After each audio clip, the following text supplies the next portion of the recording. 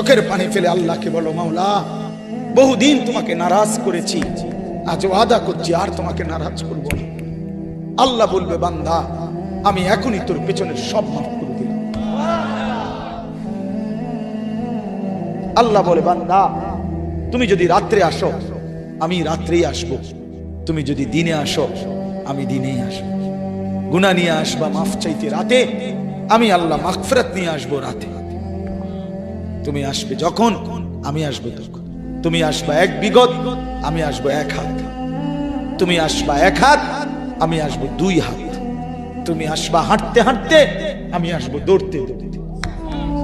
আও না বান্দা, আও, দেও সেজদা দাও, গোলামি করো, বন্দেগী করো, আমাকে ডাকে। কেন ভুলে গেলাম? মা গাররাক, মা গাররাক। আল্লাহ বলছে কোরআনে, মা গাররাক। এই মানুষ, এই আমার বান্দা, কেন আমারে ভুলে গেল? কেন ভুলে গেল? আমি কি সৃষ্টি করি নাই? আমি কি অঙ্গ প্রত্যঙ্গ দেই নাই?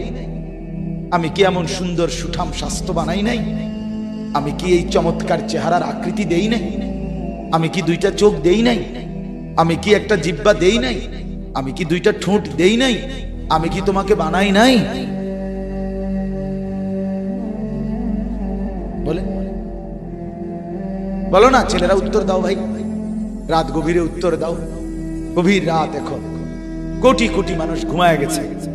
তুমি এখন বলো ইনসাফের সাথে, কত নারী দেখলে শখ মিটবে? কত উলঙ্গ ছবি দেখলে তোমার তৃপ্তি হবে? হ্যাঁ, মোবাইলে কত নগ্ন ছবি দেখলে তোমার আউশ মিটবে? বলো ভাইয়া, বলো বলো বলো, একটা ছেলে বলো। পৃথিবীর কত লক্ষ নারী দেখলে তোমার আর দেখতে মন চাইবে না? কত উলঙ্গ ছবি দেখলে তোমার আর মন চাইবে না? যে মদখোর, যে নেশাখোর, সে তো আটলান্টিক মহাসাগরের ভরা মদ খেলেও তার তৃপ্তি হবে। যে জুয়ারি, সে জুয়া খেলতে খেলতে তার যদি ভিটা মাটি বউ বাচ্চাও দিয়া দেয়, তারপরেও তার জুয়ার নেশা যাবে। যে নারীতে আসক্ত, তার তৃপ্তি হয় না। গুনাহ তৃপ্তি দেয় না, নাফরমানি তৃপ্তি দেয়। দুনিয়া একদমই অল্প, একদমই অল্প, একদমই অল্প, একদমই অল্প। আজকে যারা বৃদ্ধ মানুষ, আপনারা ভাবেন আপনি সেই ছোট্ট ছিলেন, আপনি কিশোর হলেন, তরুণ হলেন, যুবক হলেন, আজ অক্ষম দুর্বল বৃদ্ধ হলেন। আর কয়েকদিন, যে কোনো দিন আপনি কবরস্থান। আজকের যুবক ভাই, তুমি ভাবো, তুমি তো প্রথম দিন যুবক ছিলে না, এক ছোট্ট কোলের বাচ্চা ছিলে। আজ তুমি ধীরে ধীরে তোমার সেই শিশুকাল চলে গেল, কিশোর কাল চলে গেল, তরুণ কালও চলে গেল। তাহলে পিছনের এই সময় যেহেতু গেছে, তো ধরে নাও যৌবন কালও চলে যাবে। কোন সন্দেহ, কোন সন্দেহ। বন্ধু আমার, নষ্ট হইও না, নষ্ট হইও না।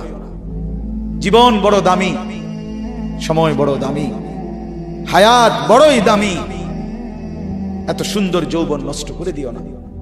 হাদিসের মধ্যে আছে, আল্লাহর নবী সাল্লাল্লাহু আলাইহি সাল্লাম বলছিলেন, লাকাদ হামামতু আন আমুরা ফিতিয়াতি, আমার মন চায় আমার যুবকদেরকে সঙ্গে নিয়ে আমি ঘরে যারা নামাজ পড়ে আমি তাদেরকে বের করে আনি, অথবা আমি তাদেরকে আগুন দিয়ে ঘর সহ জ্বালিয়ে দেই।